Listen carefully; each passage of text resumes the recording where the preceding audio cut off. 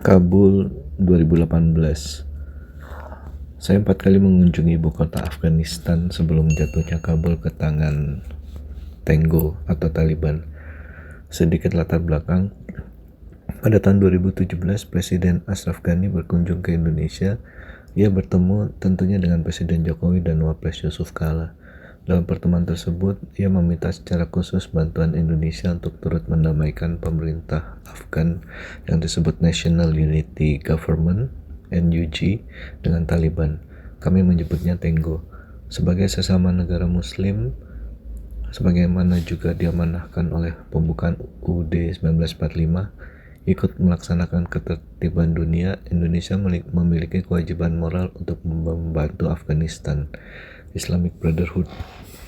Namun perlu dibedakan, Indonesia hanya akan membantu menamaikan pihak yang bertikai jika diminta. Indonesia berprinsip tidak akan ikut campur dalam urusan dalam negeri suatu negara kecuali diminta. Jika ditarik ke belakang, tahun 2001 serangan teroris ke menara WTC (World Trade Center) 9/11, Amerika menyerbu Afghanistan dengan dalih mencari Osama bin Laden yang diduga menjadi dalang serangan teroris tersebut. Taliban yang sedang berkuasa sejak 1995 terusir dari Kabul. Amerika kemudian membentuk NUG dan Tenggo menjadi gerilyawan dengan dibantu oleh Pakistan.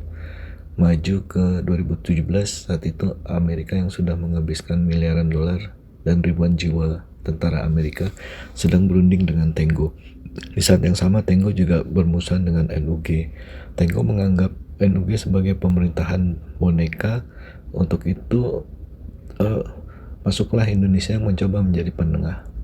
Saat itu, Kabul seringkali dilanda oleh serangan bom yang dilakukan oleh Tenggo. Saat itu, Tenggo memiliki kantor urusan politik di Doha atas izin pemerintah Qatar.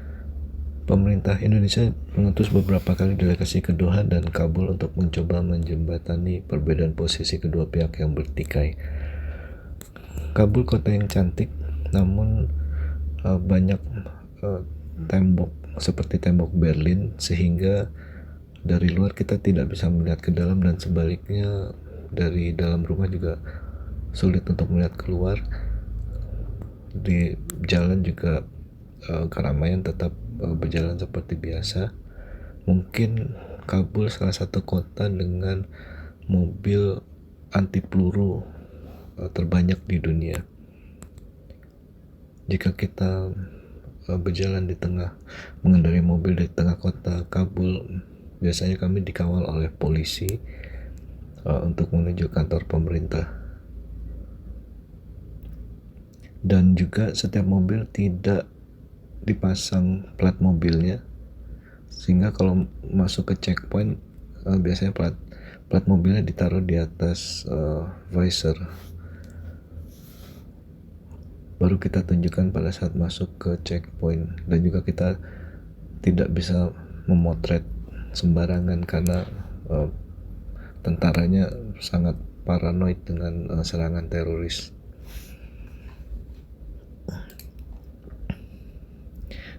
Berbeda dengan Baghdad yang banyak serangan bom adalah di dalam kota Kabul, namun di luar Kabul termasuk aman karena banyak dikuasai oleh Taliban. Sebaliknya di Baghdad, di luar kotanya tidak aman, tapi di kota Baghdadnya aman. Meskipun banyak yang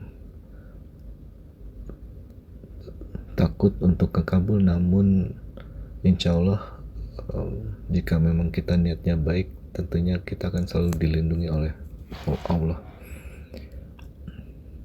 Beberapa kali kunjungan dilakukan ke Kabul, menemui diantaranya National Peace Council,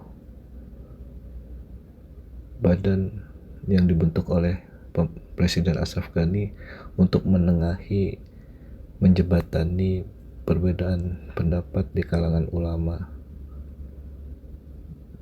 Tentunya dengan mengundang Taliban, namun pada saat itu Taliban tidak mau terlibat di dalam Peace Council tersebut.